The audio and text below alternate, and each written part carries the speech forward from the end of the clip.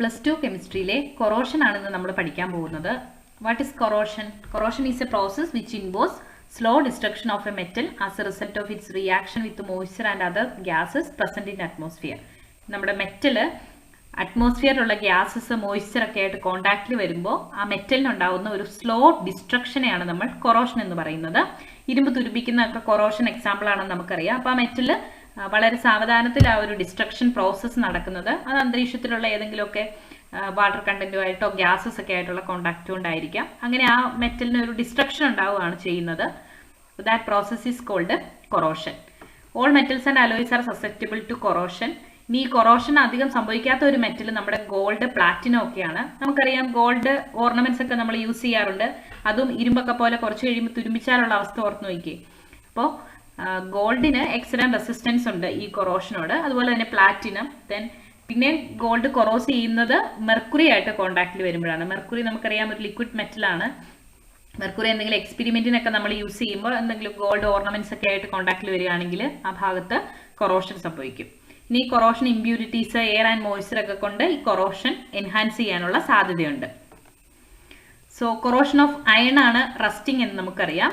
Rest എന്നത് ഒരു hydrated form of ferric oxide ആണ്. അയൺ ഓക്സൈഡിന്റെ ഹൈഡ്രേറ്റഡ് ഫോം ആണ് റസ്റ്റ്.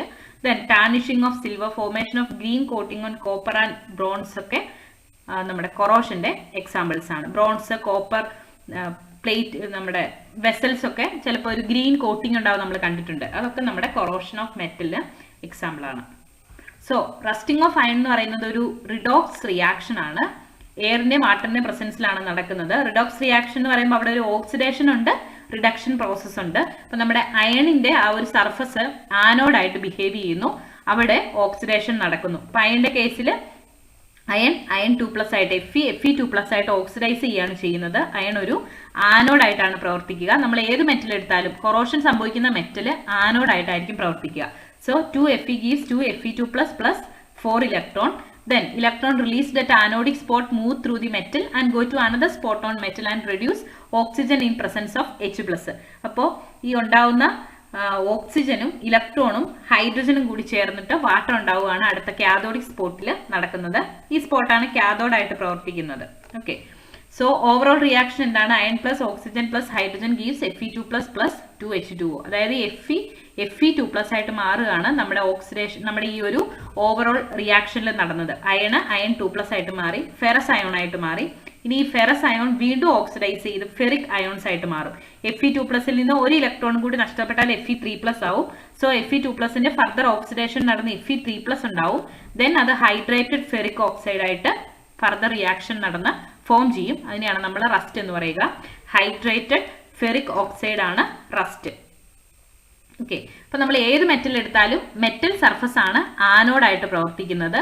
ആ സർഫസിൽ ഇലക്ട്രോൺസ് ഫോം ചെയ്യുന്നുണ്ട്. ദെൻ ഇലക്ട്രോൺസ് ആ മെറ്റലിൽ കൂടി തന്നെ മൂവ് ചെയ്യുന്നു. ദെൻ അത് ആ സ്പോട്ടിൽ തന്നെ ഓക്സിജനും ഹൈഡ്രജനും ഒക്കെ ആയിട്ട് പ്രവർത്തിച്ച് റസ്റ്റ് ഫോം ചെയ്യാണ് ചെയ്യുന്നത്.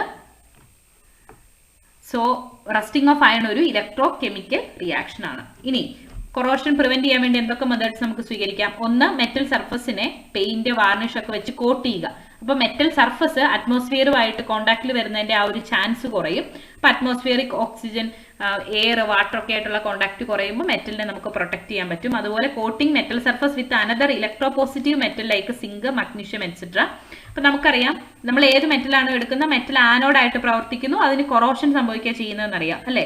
സിങ്ക്, മഗ്നീഷ്യം ഒക്കെ പോലെ ഇപ്പൊ അയണാണ് നമുക്ക് പ്രൊട്ടക്ട് ചെയ്യേണ്ടതെങ്കിൽ അയണിനേക്കാളും ഇലക്ട്രോ പോസിറ്റീവ് ആയിട്ടുള്ള, അതായത് ഇലക്ട്രോ കെമിക്കൽ സീരീസിൽ അയണിനേക്കാളും മുകളിലുള്ള റിഡക്ഷൻ പൊട്ടൻഷ്യൽ കുറഞ്ഞ മെറ്റൽസ് വെച്ചിട്ട് നമ്മൾ ഒന്ന് കോട്ട് ചെയ്യുകയാണെങ്കിൽ, ഈ സിങ്ക്, മഗ്നീഷ്യം ഒക്കെയാണ് കോട്ട് ചെയ്തിരിക്കുന്നതെങ്കിൽ, ഇപ്പൊ അയണുണ്ട്, അയണിന് മേലിൽ സിങ്കോ മഗ്നീഷ്യം ഒക്കെ വെച്ച് കോട്ട് ചെയ്തിട്ടുണ്ടെങ്കിൽ സിങ്കിലെ മഗ്നീഷ്യത്തിലൊക്കെ ആയിരിക്കും കൊറോഷൻ സംഭവിക്കുന്നത്. ഇതിനുള്ളിലുള്ള അയൺ സേഫ് ആയിരിക്കും. അപ്പൊ ഈ രീതിയിൽ നമുക്ക് സിങ്കോ മഗ്നീഷ്യം ഒക്കെ വെച്ച് കോട്ട് ചെയ്തും നമ്മുടെ അയണിനെ പ്രൊട്ടക്ട് ചെയ്യാൻ പറ്റും.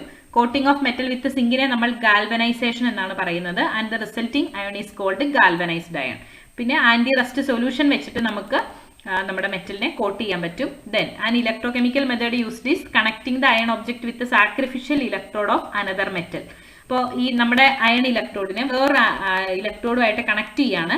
അതെങ്ങനെയായിരിക്കും? അതിനേക്കാളും ഇലക്ട്രോഡ് പൊട്ടൻഷ്യൽ എന്താണ് ഇലക്ട്രോഡ് പൊട്ടൻഷ്യൽ കുറഞ്ഞ മെറ്റലുമായിട്ടായിരിക്കും കണക്ട് ചെയ്യുക. നമ്മൾ ഈ പറഞ്ഞ പോലെ തന്നെ സിങ്കോ മഗ്നീഷ്യോ ഒക്കെ വെച്ച്. അപ്പൊ എന്ത് സംഭവിക്കും? കൊറോഷൻ മുഴുവനും നടക്കുന്നത് നമ്മുടെ ഈ ഒരു സാക്രിഫിഷ്യൽ ഇലക്ട്രോഡിനായിരിക്കും. അതുകൊണ്ടാണ് അതിനെ സാക്രിഫിഷ്യൽ ഇലക്ട്രോഡ് എന്ന് പറയുന്നത്. നമ്മുടെ അയൺ നമുക്ക് പ്രൊട്ടക്ട് ചെയ്യാൻ വേണ്ടി നമ്മൾ വേറൊരു മെറ്റൽ കൂടി വെച്ച് കണക്ട് ചെയ്യുന്നു. അപ്പോൾ ഈ മെറ്റലിന് ഇലക്ട്രോഡ് പൊട്ടൻഷ്യൽ കുറവായതുകൊണ്ട് അവയ്ക്ക് ആദ്യം ഓക്സിഡേഷൻ സംഭവിക്കും, നമ്മുടെ മെറ്റൽ കാഥോഡായിട്ടും പ്രവർത്തിക്കും.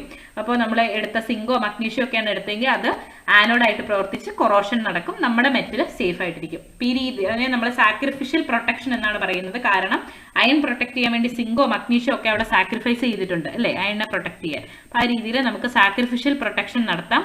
അല്ലെങ്കിൽ മറ്റൊരു മെറ്റൽ സർഫസ് മറ്റൊരു മെറ്റൽ വെച്ചിട്ട് കോട്ട് ചെയ്യാം. ഇനി ആന്റി റസ്റ്റ് സൊല്യൂഷൻ യൂസ് ചെയ്യാം, പെയിന്റ് വാർണിഷ് ഒക്കെ ഉപയോഗിക്കാം. ഈ രീതിയിലൊക്കെ നമുക്ക് നമ്മുടെ മെറ്റൽസിനെ കൊറോഷനിൽ നിന്ന് പ്രൊട്ടക്ട് ചെയ്യാൻ പറ്റും.